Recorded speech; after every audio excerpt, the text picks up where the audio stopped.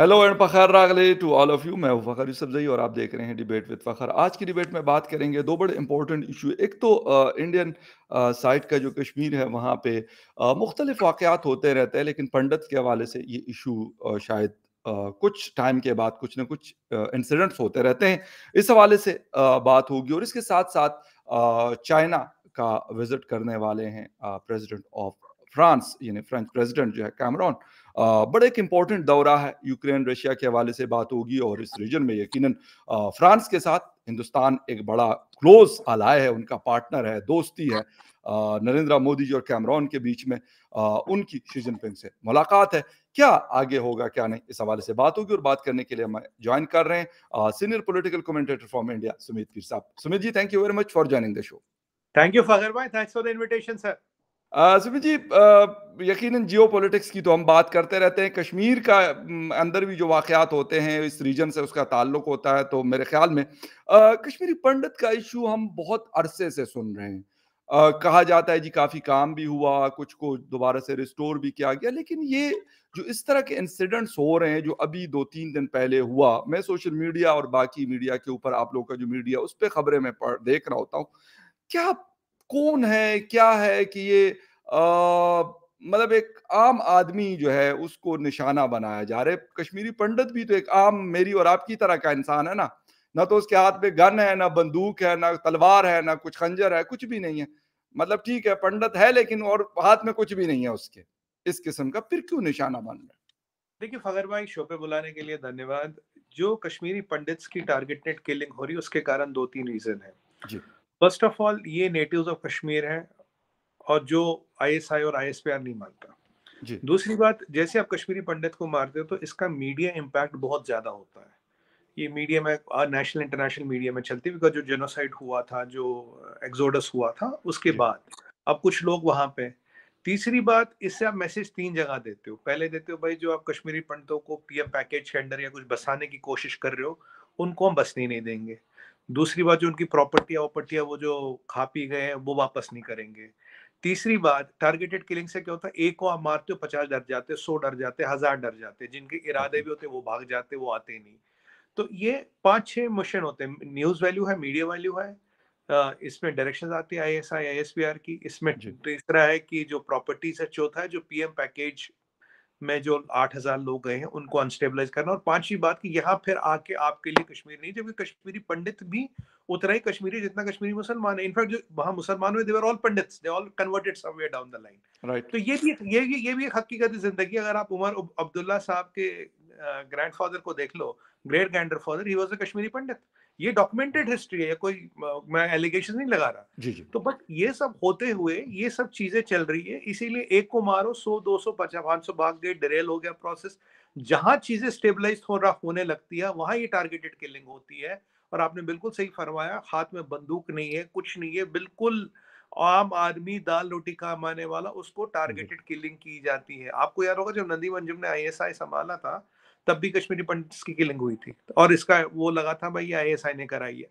अब भी कहीं ना कहीं डायरेक्शन पे किलिंग तो हो रही है। देखिए, अगर आप टारगेटेड किसी बंदे के घर पे जा रहे हो या की कर रहे हो, उसका ना पॉलिटिक्स से लेना देना, ना टेररिज्म से लेना देना, ना इस पार्टी का, ना उस पार्टी का, ना इस, वो तो पंचायत का भी नहीं है, वो तो मोहल्ले हम्म, का भी नहीं है। उसको मारने का मतलब यही है, आप दहशत फैलाना चाहते हो, आप जवाब देना चाहते हो भाई हमने ये मार के आप, मतलब ना एक वो कहते हैं ना स्कोर बोर्ड को मूविंग रखना, to keep the pot boiling. Idea ये हम्म। फखर में। अच्छा, जी सुमित जी, एक ये चीज़ के हम ये कहते हैं, यानी आपका ये अभी कहना है कि जी नदीम अंजम साहब या बाकी लोग, लेकिन सर एक और चीज़ भी है हमारे यहाँ, क्योंकि ये चीज़ें मैं कम से कम ऑलमोस्ट 8-10 सालों से यहाँ पाकिस्तान की बात मैं कर रहा हूँ, कश्मीर की मैं नहीं जी कर रहा, ना मैंने वो कवर की है। लेकिन जो यहाँ पे इस तरह के वाक़यात होते हैं, तो उसके पीछे बहुत सारी मतलब क्लूज़ जब हमें मिलते हैं तो बड़ी हैरानगी होती है। हम देख कुछ और रहे होते हैं लेकिन वहाँ पे होता कुछ और है। तो ऐसा भी हो सकता है कि वहाँ पे जो लोकल जो लोग हैं, जो आप कह रहे हैं कि आपके फोर्सेस के खिलाफ लड़ने वाले हैं, उनको ये लगता है कि यार ये एक आसान चीज़ है। बेशक हमारी जो एजेंसियाँ हैं, यानी पाकिस्तान की मैं बात कर रहा हूँ, वो ना भी हो तो उनको ये लगता है कि यार ये तो एक चीज़ को हमने अगर ज़िंदा रखना है तो उसका ये आसान तरीका है। हमारे यहाँ मुख्तलिफ इस तरह के ऑर्गेनाइज़ेशंस हैं जो इस तरह के टारगेट किलिंग करते हैं। उसका मकसद कुछ हो या ना हो, उसके पीछे किसी की सपोर्ट हो या ना हो, कहते यार ये कर लेंगे तो चलो कुछ ना कुछ तो थोड़ा-सा हाइप क्रिएट होगा, लोग देखेंगे कि यार हम एग्ज़िस्ट करते हैं, तो ऐसा भी तो हो सकता है। बिल्कुल, फ़खर भाई मैंने आपको बोला ना, देखिए कश्मीरी पंडित की मीडिया वैल्यू बहुत ज़्यादा है। इसको ओके। नेशनल, इंटरनेशनल सारा मीडिया कवर, आप भी तो कवर कर ही रहे हैं। जी, बिल्कुल। तो बिल्कुल, तो इसको बहुत बड़ा तो एक मीडिया कवरेज के हिसाब से to make sure pot is boiling, कि यहाँ सेटल कुछ नहीं हुआ, ये बहुत इंपॉर्टेंट चीज़ होती है जिसको एकदम हाइलाइट किया जाता है। ऐसा नहीं मुसलमान नहीं मरता वहाँ पे, मुसलमान को भी मारते हैं ये, जेएंडके जी, पुलिस को मारते हैं, इंडियन आर्मी वालों को मारते हैं, और बिल्कुल। जो 90% या 98% बंदा जो जेएंडके पुलिस का मरता है वो मुसलमान ही होता है। जी, ऐसा बिल्कुल। नहीं उन्होंने शहादत नहीं दी, इनको to keep the pot boiling कुछ भी कर लेते। अब ये बंदा बिल्कुल निहत्था, ये कहीं बाजार जा रहा था सब्जी लेने हाँ, या दूध बिल्कुल, लेने, आपने पढ़ा होगा, तब इस पे बिल्कुल। गोली मार दी, पॉइंट ब्लैंक गोली मार दी, इसको तो पता भी नहीं लगा होगा क्या हुआ। अब लास्ट टाइम आप देखिए, वो दीपक चांद टीचर था, वो सरदारनी हाँ, प्रिंसिपल थी, वो बिल्कुल, तो बच्चों को पढ़ा रही थी। जी, बिल्कुल, भाई वो तो बच्चों को इल्म दे रही थी, उनको नहीं बिल्कुल, छोड़ते। ये टारगेटेड किलिंग इसीलिए की जाती है। देखिए अब ये पूरे जगह वो हो गई। बाय द वे वो टेररिस्ट मारा गया, अभी खबर आई थी पुलवामा से, उसका एनकाउंटर हो गया, वो मारा गया। तो अभी ये इसीलिए की जाती है, आपका बिल्कुल मौकिफ सही है, to keep the pot boiling, कि इसकी नेशनल इंटरनेशनल न्यूज़ बनेगी, पॉट बॉइलिंग रखो, कहेंगे हाँ जी ये कहानी चल रही है, अभी कुछ सेटल नहीं हुआ, कुछ शांत नहीं हुआ, जैसी चीज़ें ठीक होने लगती है, एक ऐसी टारगेटेड किलिंग का आदेश आ जाता है कि ये टारगेटेड किलिंग करो। एक इसी हवाले से बस एक लास्ट इसी हवाले से क्वेश्चन और वो ये है कि पीएम मोदी साहब के हवाले से कि उन्होंने सुना है कि काफ़ी वो कोशिश करते हैं कि जी यहाँ पे आबादकारी हो जाए। उन लोगों की जो यहाँ से निकाले गए थे या वो लोग शिफ्ट हो गए थे, माइग्रेट कर गए थे हिंदुस्तान के बाकी शहरों की तरफ। तो वो कामयाबी हुई है उनको कि लोग दोबारा से जो मुंबई में रह रहा है, जो न्यू दिल्ली में रह रहा है या किसी और बड़े शहर में रह रहा है हिंदुस्तान के, वो कहे कि यार वापस मैं जम्मू जाऊँ, मैं श्रीनगर में जाके रहूँ या कोई और जो कश्मीर के उनके इलाके होंगे, वहाँ पे रहूँ। तो लोग मतलब आना चाहते हैं अब दोबारा से। देखिए फ़खर भाई, जो जम्मू का एरिया है, जम्मू में कोई दिक्कत नहीं है। दिक्कत सारी है कश्मीर वैली में, और ओके, खासकर साउदर्न कश्मीर में। कश्मीर राइट। वैली भी अब काफ़ी आप देखेंगे, ये आपको साउदर्न कश्मीर, पुलवामा-वुलवामा ये एरिया मिलेगा आपको। जी, और एक जिसे हम साउदर्न कश्मीर कहते हैं, दिक्कत जी, वहाँ ज़्यादा है। राइट। अब दूसरी दूसरी बात क्या है, एक पीएम पैकेज में करीब 8,000 लोग को वहाँ बसाने की कोशिश की गई थी। उम्मीद ये जी, थी 8,000 लोग जाएँगे, उनकी फैमिलियाँ जाएँगे। 800 के 24,000 25,000 लोग धीरे-धीरे वहाँ जाएँगे, और धीरे-धीरे ये चीज़ आगे चलती रहेगी। जी, पर उसको डिरेल करने के लिए, उसको खराब करने के लिए तभी तो ये टारगेटेड किलिंग्स की जाती है। मतलब अगर आप टीचर को मार रहे हो, आप बेचारा कोई सब्जी लेना जा रहे हो, उसको मार रहे हो, उसको कोई लेना-देना नहीं पॉलिटिक्स से, कोई कोई है ही नहीं कहीं पे। हुँ, भाई वो तो फिर भी कहोगे वो जेएंडके पुलिस में था, ये आर्मी में था, कि जी ये कोई पॉलिटिकल लीडर था, ये तो बिल्कुल कॉमन शहरी है। और बिल्कुल। और मैं आपको बताऊँ, ये क्यों चीज़ की जा रही है? ये चीज़ की जा रही है कि चीज़ों को नॉर्मल होने से कैसे बचाया जाए। चीज़ों को नॉर्मल करने का मौकिफ नहीं है, चीज़ों को एबनॉर्मल रखने का मौकिफ है। फाइन, बिल्कुल सही है। अच्छा सुमित भाई एक तो ये बात हम कर रहे हैं लेकिन इसके साथ-साथ बड़ी इम्पोर्टेंट डेवलपमेंट है कि जी फ्रेंच प्रेसिडेंट विज़िट करने वाले हैं बीजिंग का और उसका शायद मेन मकसद ये है कि रशिया यूक्रेन में कोई रोल प्ले किया जाए। एक इस हवाले से फिर जाएँगे थोड़ा-सा न्यू दिल्ली की तरफ कि वहाँ पे क्या चीज़ें हैं क्योंकि कैमरॉन हमने देखा है नरेंद्र मोदी साहब के साथ उनको जहाँ पे भी तो बड़ी एक जिसे कहते हैं कि एक तो होती है ठीक है कंट्री टू कंट्री एक रिलेशनशिप होगी आप लोगों की फ्रांस के साथ लेकिन शायद पर्सनल भी उनकी काफ़ी करीबी ताल्लुकात हैं उनसे। तो कोई ऐसी बात भी है कि क्योंकि ये इससे पहले नरेंद्र मोदी साहब को ये कहा गया कि सर आप ये रोल प्ले कर दें और आप ही प्यूटन को शायद राज़ी कर सकते हैं या दबाव डाल दें या जो भी आप कह दें उस चीज़ को, लेकिन आपकी वजह से शायद ये बेहतरी आ सकती है इस जंग में। लेकिन बीजिंग के हवाले से थोड़ा-सा आपका टेक चाहूँगा इस पे? देखिए फ़खर भाई, अभी ये जो चीज़ें हुई, चाइना ने एक 12 पॉइंट का कोई डॉक्यूमेंट सा रिलीज़ किया है कि एग्ज़ैक्टली, भाई जंग हो सकती है। सच्चाई है, सच्चाई पे जाते हैं हम। बिल्कुल, देखिए डॉक्यूमेंट आप भी रिलीज़ कर सकते हैं, मैं भी रिलीज़ कर सकता हूँ, चाइना भी रिलीज़ कर सकता है। यस, सच्चाई ये है, जब वॉर की 1 ईयर एनिवर्सरी थी, वहाँ जो बाइडेन पहुँच गए, पर रशिया को उन्होंने 4 घंटे 8 घंटे पहले बोला था। वहाँ बिल जाके अनाउंस किया। आजकल यूएस के सेनेट में एक सवाल उठा फ़खर भाई। बोला $50 बिलियन अमेरिका के टैक्स पेयर का आपने यूक्रेन में लगा दिया, हथियार में। हाँ, कह रहा बिल्कुल, अगर ये $50 बिलियन पे अमेरिका में रहते तो अमेरिका में कोई होमलेस नहीं रहता, एक बंदा भी होमलेस नहीं रहता। अमेरिकन गवर्नमेंट की प्रायोरिटी है यूक्रेन वॉर या अमेरिका का होमलेस, इसका फैसला करो। अब आप गुड, देखिए, ये जो हमारे इदारे हैं यूनिसेफ यूनिसेफ जिनकी इंटरनेशनल चैरिटीज की बात करते हैं, जी, ये अब तक 7 बिलियन, ये साल में $7 बिलियन की चैरिटी करते हैं, टोटल 7 बिलियन। और यूएस यूक्रेन वॉर में मैंने एक आर्टिकल भी लिखा था ऑर्गेनाइजर में, यूएस यूक्रेन वॉर में फकर भाई $150 बिलियन ये फूक चुके हैं। $150 बिलियन, बहुत बड़ी अमाउंट है। बहुत बड़ी अमाउंट है। और सच्चाई ये है कि रशिया के पास यूक्रेन का 25% एरिया, 41% नेचुरल रिसोर्स है उसमें, और रशिया पीछे हटेगा नहीं। अब ज़ेलेंस्की को पोलैंड से वो नई टैंक और आर्मर्ड कार मिल गई है, जिसका उसको कह रहा था कि जी मुझे वो चाहिए। अब अफ्रीका से अमेरिका से F-16 मांगा तो अमेरिका ने मना कर दिया, F-16 नहीं देंगे। हाँ बिल्कुल। आपने पढ़ा होगा, कल परसों की खबर है, यूक्रेन वॉर में क्या हुआ। देखिए, यूएस में डिपार्टमेंट हो जो फूड स्टोर, उन पे रैशनिंग लग गई है। आप मान लो 2 टमाटर, 2 खीरे, 2 आलू खरीद सकते हो। फूड रैशनिंग है। ये मैं एलिगेशन नहीं लगा रहा, this is in fact. Okay. Food rationing है। इंटरेस्ट फिर बढ़ गया है। यूके का आउटलुक, इकोनॉमिक आउटलुक -0.3, बिल्कुल है। जर्मनी का यस हार्डली 1 है। यस। जर्मनी में हीटिंग और ईटिंग के बीच की लड़ाई, गैस इतना महंगा हो गया, 40% जर्मन इंडस्ट्री रशियन गैस पे चलती है। यूके में हालत खराब, जर्मनी, फ्रांस कहता मैं वॉर टाइम इकोनॉमी, फ्रांस अभी भी थोड़ा ठीक है, इतना ज्यादा इफेक्टेड नहीं है। राइट। यूरोप की छोटी कंट्रियों की तो फखर भाई बात ही मत करें, वहां तो हालत ही बहुत खराब है। अब ऐसी परिस्थिति में क्या हो रहा है, यूरोप पे ये लड़ाई पड़ रही है भारी। बिल्कुल यूरोप पे ये लड़ाई पड़ रही है बहुत भारी। यूरोप बिल्कुल ठीक कह तबाह रहे हैं। हो रहा है। अगर ये लड़ाई 1 आध साल और चली, यूरोप 20 साल पीछे चला जाएगा। यूरोप 20 साल पीछे चला जाएगा और रिकवरी बहुत मुश्किल है। अगर आप चाइनीज प्रेसिडेंट शी जिनपिंग का भी स्टेटमेंट देखो, अभी 16-17 दिन पहले आया था, उसने लिखा था कि the path of recovery is competitive. China की इकोनॉमी के लिए the path of recovery is competitive. तो बिल्कुल चाइना को भी रिकवरी आसान नहीं लग रही है। अब बेशक। यूरोप वहां फंसा पड़ा। अब यूरोप के लिए 2 ऑप्शन है, या तो इज्जत रहे और ये लड़ाई रुक जाए, इज्जत इज्जत बिल्कुल में, ठीक है, बिल्कुल। या अब उनको अमेरिकन ब्लॉक से डिकपल होना पड़ेगा कि हम अलग आप अलग, क्योंकि इज इट यूरोप के पॉसिबल? पास फखर भाई, इज हाँ इट पॉसिबल कि वो डिकपल कर जाए? फखर भाई, मेरे पास, मैं आपको 6 महीने का टाइम देता हूं। अगर ये 6 महीने में लड़ाई नहीं हुई, European bloc has to decouple, नहीं तो Europe will go 20-30 years back in time. मैं आपको कल बताऊं, जी फ्रांस में, जर्मनी में, जी।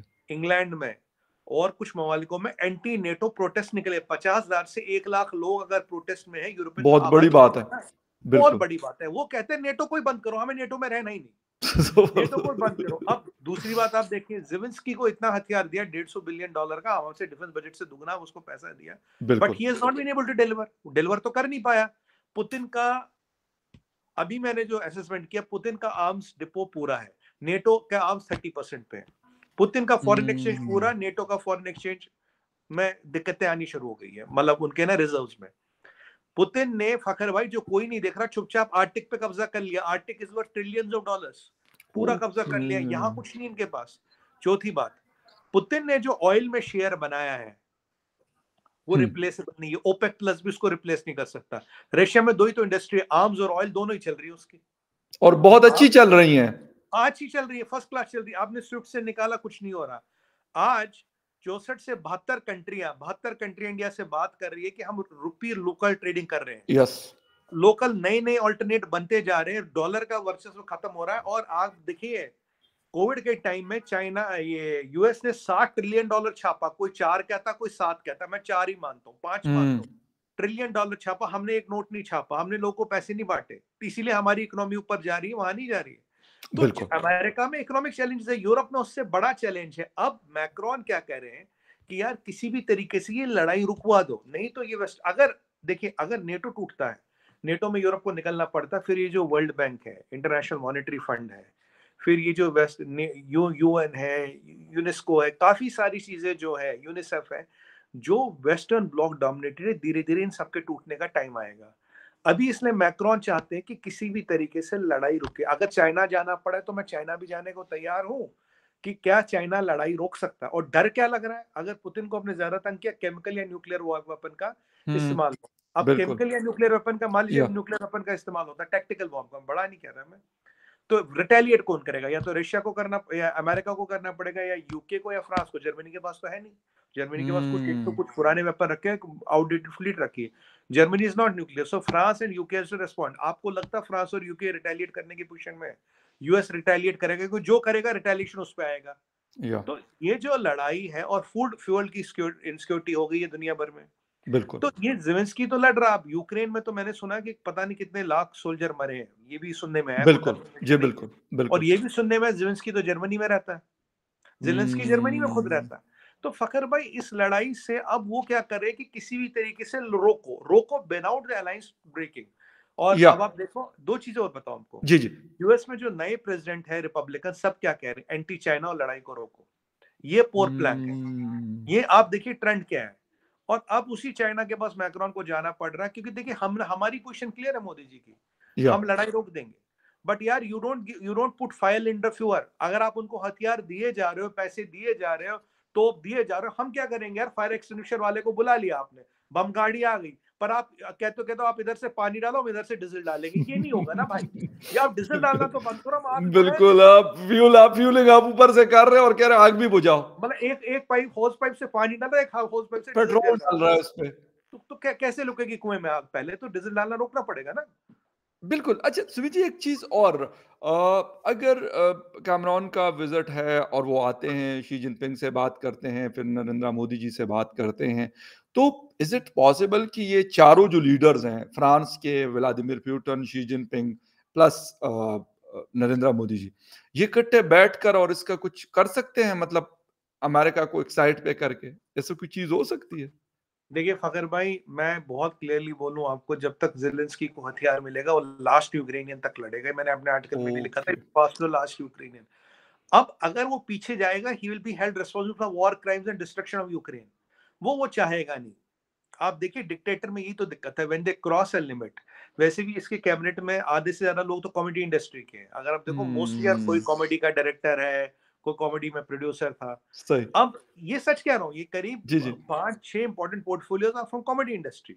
ठीक। अब दिक्कत ये है, और बाय द वे ये भी ऑक्सफोर्ड ऑक्सफोर्ड का ही है। जी, जी, बिल्कुल। ऑक्सफोर्ड यूनिवर्सिटी में घूम के बात आती है। उधर लाइक लेकिन आज जो जो 3 ऑक्सफोर्ड वाले, एक आपकी तरफ और 2 हमारी तरफ, मैं उनकी बात नहीं चौथा नंबर करूँगा। 4, 4 ऑक्सफोर्ड वाले। तो क्योंकि अब वो आप जो देखिए हमारे एक एक्सपर्ट वाले हैं, आज इस्लामाबाद में उसने हंगामा बर्पा किया हुआ है। अभी मेरी और आपकी जब बात चली तो पूरे इस्लामाबाद में वो बैठे हुए, इमरान खान नियाज़ी साहब पहुँचे हुए लाहौर से आज। तो मैं वही कह रहा हूँ, ये भी जी, ऑक्सफोर्ड जी। वाले हैं, ये भाई साहब भी ऑक्सफोर्ड वाले। जी, तो अब सही। फकर भाई दिक्कत ये है कि ये पीछे हटेगा नहीं, और खामियाजा उठा रहा है यूरोप। यूरोप का हाँ, डायरेक्ट बिल्कुल। इंटरेस्ट है, यूरोप में या लोग अपोजिट जा रहे हैं। मैक्रोन कभी चाइना नहीं जाता, मैक्रोन के पास ऑप्शन नहीं है, लोग अपोजिट जा रहे हैं। 1,50,000 से 1 लाख लोग अगर मुजाहरा कर रहे हैं, प्रोटेस्ट निकाल रहे हैं, तो आप समझिए कितनी बड़ी बिल्कुल। आग लगी है। और अभी तो फगर भाई, अगर इकोनॉमी और कॉन्ट्रैक्ट कर गई, आपका रिवाइवल बहुत मुश्किल है अभी। यस, कैसे रिवाइवल करोगे, क्या करोगे? ये लड़ाई से आपको मिल क्या रहा है? मैं तो ये सवाल पूछ रहा हूँ, आपको यस। मिल क्या रहा है? बहुत और इम्पोर्टेंट पॉइंट है। आप तीन चीज देखिए। फ्रांस की national strategy document number 1 enemy China. UK का national strategy document number 1 enemy China. America का national strategy document number 1 China, और लड़ रहे हो रशिया के साथ। लड़ रहे हो रशिया हुँ, के साथ। यहाँ कल ये बड़ा अच्छा सवाल लगा, मैंने बिल्कुल। जी, एक जी। डिबेट थी उसमें भी बोला। मैंने कहा यार $50 बिलियन में तुम साला लड़ाई लड़ रहे हो, यहाँ पे सब कोई होमलेस ही नहीं रहता। यू कुड हैव बिल्कुल, solve the problem of homeless. तुम तो हम लाखों करोड़ों में मकान बना रहे हैं फखर भाई, हमारे बिल्कुल, गरीबों के लिए। हमने दो बिल्कुल। करोड़ मकान लगभग गरीबों को दे भी दिए। और तुम ज़बरदस्त। क्या कर रहे हो? तुम टैक्स पेयर का पैसा उठा के लड़ाई में लगा रहे हो। यूक्रेन में लगा रहे हैं। मेरे मेरे हिसाब से Europe is hoping for a miracle without breaking the alliance. Okay, that may not happen. And China okay, की क्रेडिबिलिटी लड़ाई रोकने की नहीं है। नोबडी ट्रस्ट चाइना, ये भी आप भी जानते हैं, मैं भी जानता हूँ, कौन ट्रस्ट। ओके। राइट। लेकिन लेकिन इस वक़्त अगर कोई रोक सकता है क्योंकि ये लोग ये देखते हैं कि क्योंकि आप लोगों के साथ भी रशिया के बड़े अच्छे ताल्लुकात हैं, चाइना के साथ भी अभी तक बेहतर ताल्लुकात हैं रशिया के। तो शायद इसीलिए वो दोनों बीजिंग की तरफ और न्यू दिल्ली की तरफ देखते हैं कि यार यहाँ पे कोई हो जाए। लेकिन क्या कोई अमेरिका से बात करेगा? शी जिनपिंग कैसे अमेरिका से बात करेगा कि भाई साहब आप रोक दें भई हथियार देना? या नरेंद्र मोदी साहब हो या कैमरॉन हो, मतलब वो कहें कि भाई आप ये तो बंद कर दो ना, बाकी लड़ाई तो बाद में देखी जाएगी। तो ऐसा कोई हो सकता है possibility in the near future और फ्यूचर में? देखिए दो चीजें फकर भाई। सबसे चौथे नंबर पे हथियार बेचने वाला जो इस लड़ाई में है, वो यूके।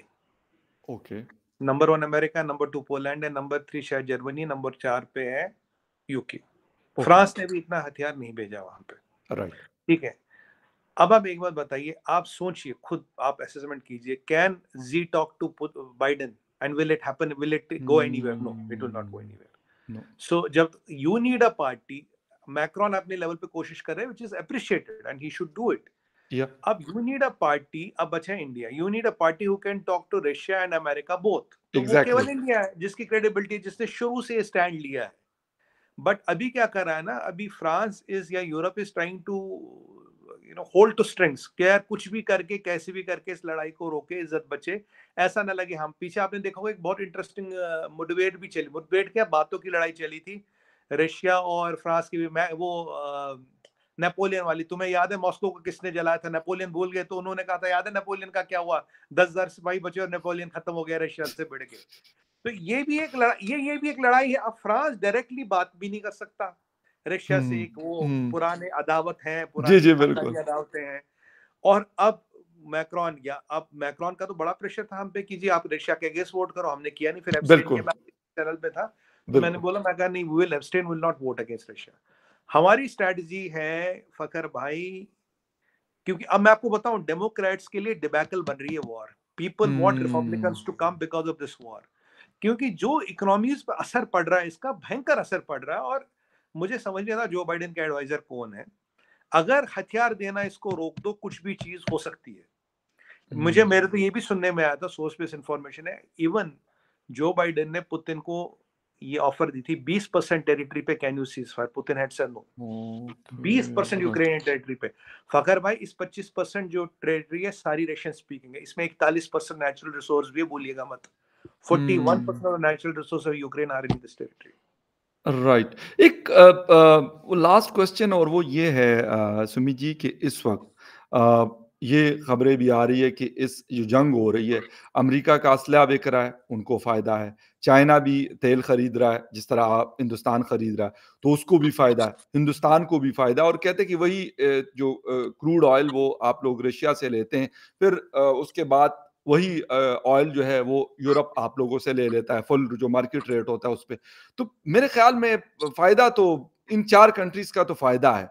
यूरोप मारा जा रहा है या फिर बाकी दुनिया जो है उनका नुकसान ज्यादा हो रहा है। आप लोग ठीक है, मैं ये कहता हूँ कि बिल्कुल सही है। लोग कहते हैं ना कि नेशनल इंटरेस्ट में फैसला करना चाहिए, और क्या आप लोगों ने, चीन ने अपने लोगों के लिए या अपने लिए किया, आप लोगों ने अपने लिए किया। लेकिन बहरहाल फायदा तो बहुत हुआ है, अरबों डॉलर्स, मतलब बिलियन ऑफ डॉलर्स का आप लोगों को वो है। तो ये भी कहा जाता है कि भाई इंडिया को तो कोई उससे, मतलब इस जंग से सच कोई डायरेक्टली या इनडायरेक्टली कोई खास फर्क नहीं पड़ा। उनकी मतलब इकोनॉमी बेहतर हुई है ज्यादा, बल्कि तेजी से ग्रो किया उसने। नुकसान बाकी छोटे मुल्कों को हुआ है फूड में, क्योंकि आप लोग फूड में सेल्फ सफिशिएंट है, बाकी सारी चीजों में सेल्फ सफिशिएंट है। सिर्फ आप लोग को एनर्जी का है, और वहां वो भी आपको चले 30% या 25% फायदा मिल रहा है। तो कहते हैं कि जी हिंदुस्तान को तो कोई मसला ही नहीं है इस जंग से, चलती है तो 2 साल और चले। नहीं देखिए फगर भाई, है क्या, देखिए हिंदुस्तान की इकोनॉमी अब बड़ी इकोनॉमी बन गई है। It is, we are link to Europe, we are link to America, right. We are link to South America, we are link या टू अफ्रीका। अगर उनकी इकोनॉमियां स्लो होगी, कुछ ना कुछ इम्पैक्ट हम पे आएगा, हमारा ग्रोथ स्लो होगा। मैं नहीं कहा हमारा ग्रोथ रुक जाएगा, ग्रोथ स्लो होगा। बिल्कुल ठीक। दूसरी बात, हम चाहते हैं आदमी ना मरे, सबसे इंपॉर्टेंट चीज फायरिंग नहीं है। हम्म। देखिए पेट्रोल ऑयल से हमारा करीब करीब $54 बिलियन बचता साल का। उससे भी जरूरी है आदमी ना मरे, आदमी का नुकसान हो। देखिए वहां जितने लोग, आज मैं एक वीडियो देख रहा था, कितने लोग यूक्रेन में, कह रहे यूक्रेन में इतने हाँ। फ्यूनरल हुए जितने आज तक नहीं हुए। तो मतलब जब से यूक्रेन लड़ा, उतने फ्यूनरल नहीं हुए जितने अब तक हो गए। तो ठीक। अब वहां कोई बच्चे का बाप मर रहा, किसी औरत कोई बेवा हो रही, हमें इस सब बिल्कुल। से रुकना। ये पैसे के लिए लड़ाई नहीं है, पैसा इज द लास्ट थिंग।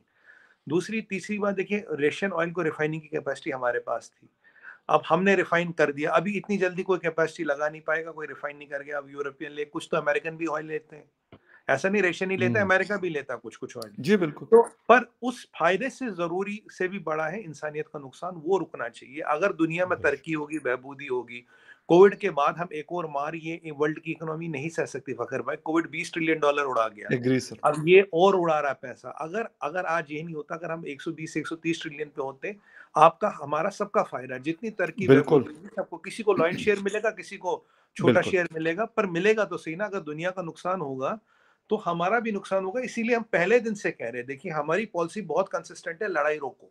हम अपना डॉलर नहीं गिन रहे, हम कह रहे हैं लड़ाई रोको। लड़ाई रोकते इन्फ्लेशन गिर जाएगा, धंधा बढ़ेगा। और या देखिए हमारे यहाँ भी फर्टिलाइजर रशिया से आता है, जबकि रशिया ने 7 गुना हमारे लिए फर्टिलाइजर बनाया है। फर्टिलाइजर भी हमारे रशिया से आता है। और एक और चीज मैं आपको, तो हमारा नुकसान भी है जो लोग नहीं देख रहे हैं। जी जी जी। हमारा 60% एयरफोर्स में, खासकर मैं आपको बताऊं, डिपेंडेंसी रशिया पे है। जो नए हमने जहाज़-वहाज़ लेने थे, उन पे भी तो इम्पैक्ट पड़ रहा है। हमारी एक बिल्कुल, नई सबमरीन आ रही थी, उसपे भी इम्पैक्ट पड़ रहा है।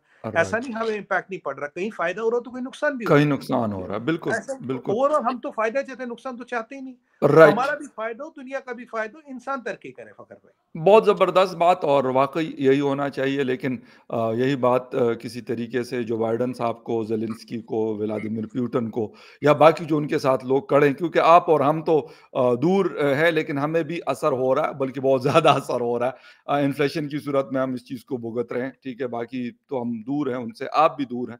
लेकिन बात वही है कि इंसानियत, ह्यूमैनिटी फर्स्ट वो सबसे इम्पोर्टेंट है और बाकी सारे इंसान उससे जो इफ़ेक्ट हो रहे हैं, तो वो भी बहुत ज़्यादा ज़रूरी है, सबको देखना पड़ेगा। लेकिन कौन देखता है, कौन नहीं, ये आइंदा वक़्त में हमें पता चलेगा। समीर जी, थैंक यू वेरी मच आपके टाइम का, थैंक यू आपने शो फ़खर भाई, जॉइन किया thank you very and much. Thank you very much viewers for watching debate with Fakhar Yusuf. किसी और डिबेट में फिर मिलेंगे, तब तक के लिए टेक केयर एंड बाय।